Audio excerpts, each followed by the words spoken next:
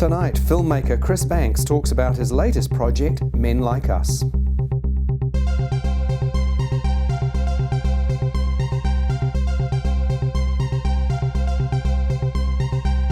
Hi everyone, welcome to the program. My name's Andrew Whiteside. This is GayTalk Tonight. My guest is gay filmmaker Chris Banks. Chris Banks is a writer, blogger, musician and filmmaker who, with his business partner Andy Jalfon, has made a series of award-winning gay films that have shown in film festivals around the world. Diagnosed with bipolar disorder when he was 28 years old, Chris Banks now writes a regular blog on mental illness. Tonight he talks about his latest documentary, Men Like Us, and what it's like living with a mental illness. Chris, welcome to the program. Really nice to have you here. Thank you. Now, we're going to be talking about your premiere that's happening this week, Men Like Us. What motivated you to want to do this film? This has been 3 years in the making, this film. There are just so many issues when it comes to gay men and things that affect our lives, both that are unique to us and also that issues that affect everyone but affect us in unique ways, and these have a profound effect on our well-being. There's also 4 decades worth of evidence now internationally that show that gay men are at increased risk of suicide, depression and mental illness, and very little has been done to address this, particularly in New Zealand. The best way that you can address these issues is that you can start having conversations about them. I think conversations are very important, and people being able to tell their stories. So I set out to find 9 men of varying ages that could talk to these life issues from their own experience and talk about how they were able to survive and thrive as a result. There were a lot of themes that came through around obviously loss and grief, around identity, about bullying in schools, all of that kind of thing. Did it surprise you, given that homosexual law reform was over 25 years ago, that the young people in this film are still dealing with those issues? It is a saddening thing, I think, that the younger people in the film are still experiencing particularly the bullying. But by the same token, I think that for us as gay men, I think that it's actually quite an inspirational film, because it's cynical people often say that there's no such thing as gay community, but I think that the strength of this film is that you can watch these stories laid out in a tapestry and you can see that there are things that a 24-year-old Māori boy from Kawerau shares with a 78-year-old white guy who has been married with kids. And to be able to see those common threads that we share across generations and across cultural backgrounds, I think is a very, very strong thing. All of these men, despite their struggles, despite their differences, actually transformed through those trialing times and came through them. And I think that's the thing that really inspires me, is that, particularly for young people, yes, there is an end point or a continuing point where you get beyond the current struggle. That's what's the most important thing for this film, I think, in terms of around particularly thinking around suicide prevention, because the issues that each of these men and their life struggles that they face, as discussed in the film, a lot of guys don't survive what these men have been through.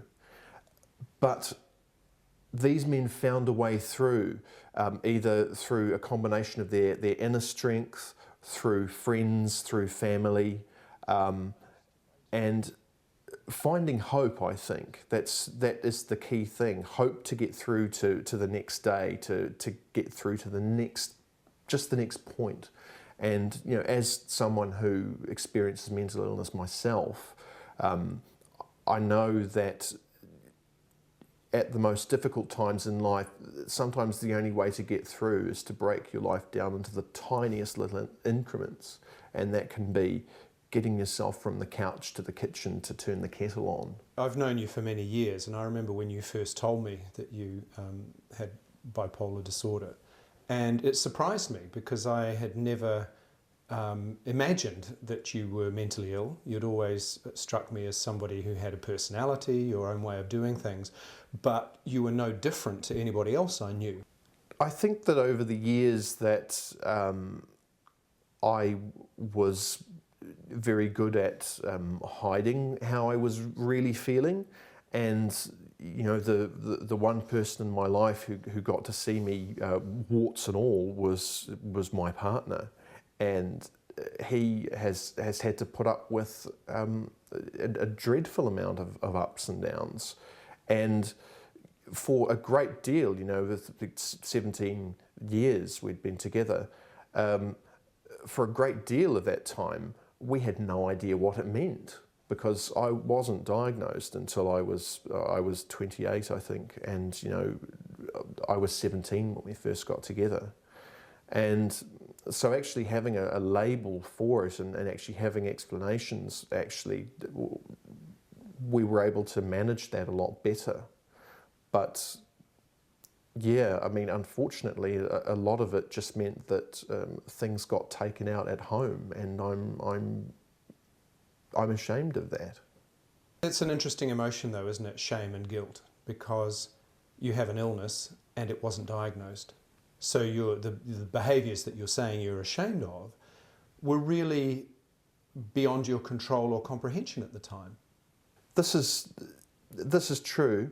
I'm a big believer though, and I still espouse this now, as particularly people that are, you know, aware of their illness, is that there are still consequences for your actions, even if they occur as a result of mental illness.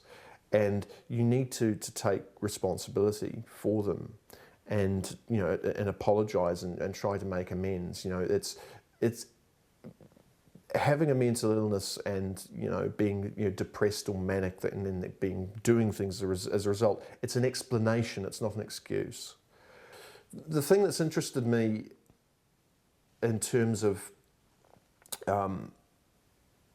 talking about my own struggles with depression and mental illness to other gay men is just how the floodgates just opened, and the amount of Me Too stories that almost kind of, for some people, in hushed tones because they didn't quite want other people to overhear, and the amount of people that I found that had been, you know, in my life and kind of known for years, that all this stuff just came out.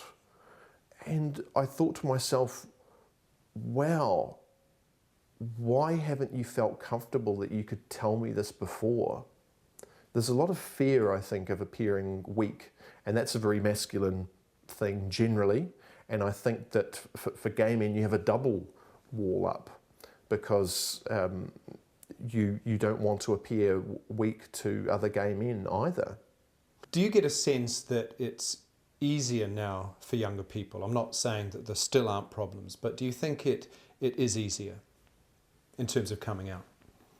I think it very much depends where you are. It's very patchy across the country. You know, for instance, there's guys in the documentary, for example, Raymond is 30, and he talks about being out at school and actually growing up with no sense of great difficulty about being gay. And you know, his problems occurred once he came out on the scene and felt he didn't measure up. But you know, you have guys that are a few years younger that had terrible bullying experiences at school. And I know through various, you know, work that I've done with different youth groups, that in Nelson, which is has a very, very strong queer youth group presence there, and a lot of work is done in schools with queer straight alliances, and you think that's a great place to be out, because you hear of now even kids that have boyfriends and girlfriends at school. But yet it is also out of Nelson that I heard one of the most horrific stories that I've heard in the last few years that I wrote about for Express, where there was a kid who was being bullied so badly that his bullies actually tried to run him over in a car. So it's patchy. I always wonder where it comes from.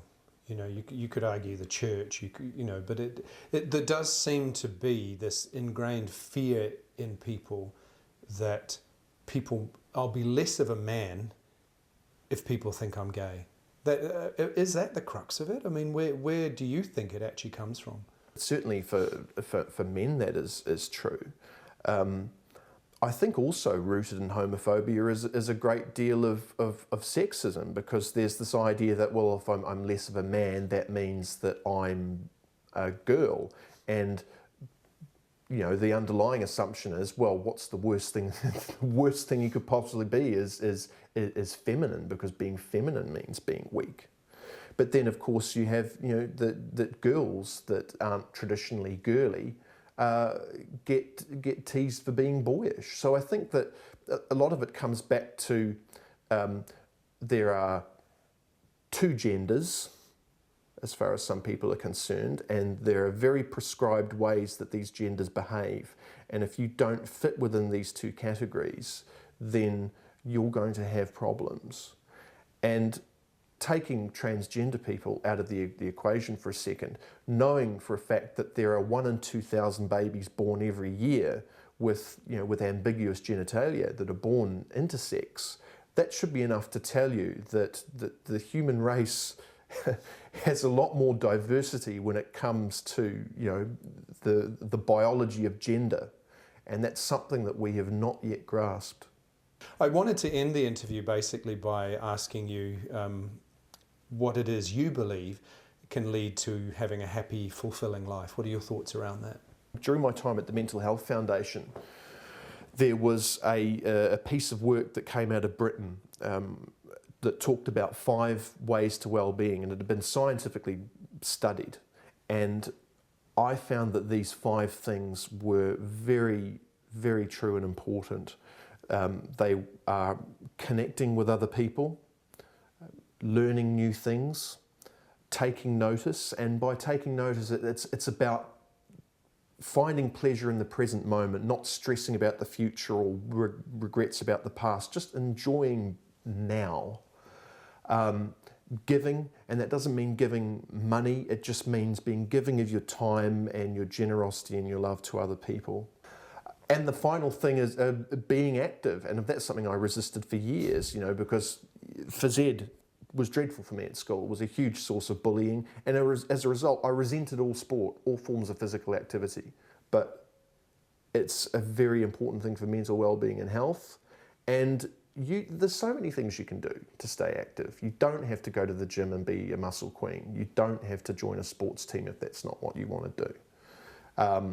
And having those kind of options, I think, is very important. That's fantastic. Thank you so much, Chris. All the best for the premiere. Thank you. We'll see how it progresses. That's the show for another week. Thank you for watching. We'll see you again very soon.